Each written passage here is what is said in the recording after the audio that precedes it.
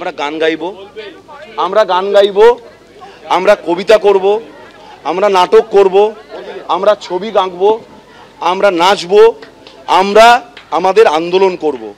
আমরা আমাদের ন্যায়ের পথে আছি। আমরা কোনো মিথ্যে কথা বলছি না যে আমরা লুকিয়ে চুরিয়ে কিছু করব। আমাদের সৎসাহস আছে, যা করব বুক বাজিয়ে করব। দিনে দুবার ব্যবহার করো স্টপেজ ক্রিম আর নিজেকে রাখো evergreen. Keya Seth aromatherapy stop age cream আর খুঁজে পাও নতুন আমিকে। হাততালি দিয়ে দিয়ে ডিস্কো ড্যান্স করে কোনো আন্দোলন সফল হয়, কিছুদিন মানুষকে বিভ্রান্ত করা যায়, এটা কোনো হয় না। আন্দোলনটা একটা গতি প্রকৃতি আছে। তবু রাজ্যের মুখ্যমন্ত্রী তিনি বসে থাকলেন 2 ঘন্টা। কালকে তিনি নিজে আসেন, সবাইকে বললেন বাড়িতে ডাকবেন। একটা বাচ্চা ছেলে বৃষ্টিতে ভিজলে বলছেন চা খেয়ে যান, আজ কিছু না করে মোটামুটি চা খেয়ে যান। এমন ব্যাপার আমরা এই সৌজন্য দেখাতে পারবো। রাত 7 দিন কেটে গিয়েছে এবং এখনো আন্দোলন অব্যাহত রয়েছে। জুনিয়র ডক্টররা আন্দোলন করছেন এবং তাদের পাশে জড়ো হচ্ছেন সাধারণ মানুষ। প্রচুর সংখ্যায় সাধারণ মানুষ ইতিমধ্যেই আমরা দেখতে পাচ্ছি, তারা স্লোগান দিচ্ছেন, তাদের বক্তব্য রাখছেন এবং এই আন্দোলনে সংহতি জানাচ্ছেন। যারা সাধারণ মানুষ এখানে এসছেন তাদের সঙ্গে একটুখানি কথা বলে নেব। দিদি, একটু জানতে চাইবো যে আপনারা পাশে দাঁড়াচ্ছেন এখানে আন্দোলনের, এবং আমরা দেখেছি যে গত পরশু সিবিআই খুন ধর্ষণকাণ্ডে 2জনকে গ্রেপ্তার করেছে। সার্বিকভাবে কি মনে করছেন আপনারা? আমরা এই আন্দোলন জারি রাখবো যতদিন না যতদিন না আমরা আমাদের মতো করে যা পাবো ততদিন আমরা আন্দোলনে থাকবো, এটাদের পাশে থাকবো আমরা।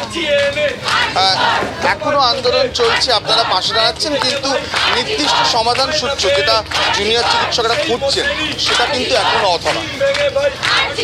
আমরা সবসময় জুনিয়র চিকিৎসকদের সাথে আছি আর আমরা চাইবো আরো সাধারণ মানুষ এখানে যোগ দিন, যাতে আমাদের আন্দোলনটা আরো জোরদার হয়ে ওঠে আর আমাদের মুখ্যমন্ত্রী খুব তাড়াতাড়ি বুঝতে পারেন যে এদের বিচার দিতেই হবে, নইলে কিছুতেই তিনি ছাড়া পাবেন না।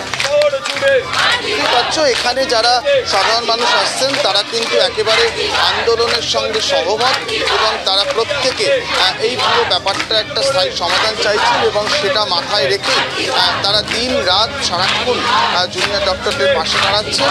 আর এইভাবেই কিন্তু আন্দোলনের অন্তত স্বাস্থ্য ভবনের সামনে এই আন্দোলন 7 দিনে পড়ল এবং অবশ্যই গোটা আন্দোলনকে ইতিমধ্যে মাস ছাড়িয়ে গিয়েছে। সবাই এখন আপাতত তাদের দাবি পূরণ এবং একটা সমাধানের অপেক্ষায় রয়েছে এখানে।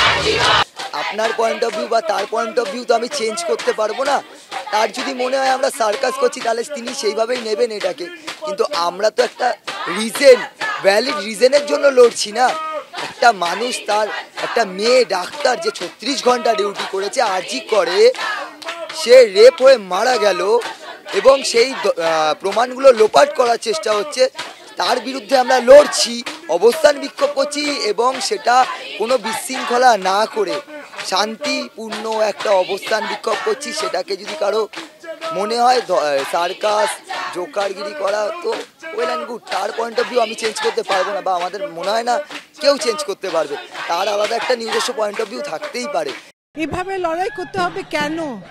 ওরা তো কিছু চায় না, ওরা একটু সুবিচার চায়, একটা সুস্থ পরিবেশ চায়, সেটা ওটা ওদের প্রাপ্য। এটা ওরা ডিমান্ড করতে হবে কেন? ওরা ওদের এমনি পাওয়ার কথা। আর সেখানে একটা এত বড় একটা ঘটনা, একটা বাচ্চা মেয়ে তার কাজের জায়গায় এভাবে তাকে মরতে হবে, এটা আমরা সবাই কি করে মেনে নিতে পারি? এই ছেলে মেয়েরা সারা পৃথিবীকে এটা একটা দৃষ্টান্ত হয়ে থাকবে যে সুবিচার চাওয়ার জন্য যে ওরা সামনে থেকে লিড করছে, আমরা পিছনে আছি। কিন্তু ওদের লড়াইটা তো ওদের লড়াই, কত কষ্ট করছে। মানে আমিও তো মা, ওর মা বাবা যেন সুবিচার পায়, এই ছেলে মেয়েরা যেন সুবিচার পায়, এইটুকুই চাইবো। এর বেশি কি চাইতে পারি? যারা দোষী তাদের যেন আইডেন্টিফাই করা যায় এবং সবাই তারা যেন শাস্তি পায়।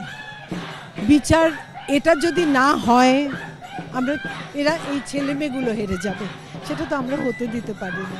এই ইস্যুটার জন্য যদি একটা সুস্থ আলোচনা আটকে যায়, খুব দুঃখের।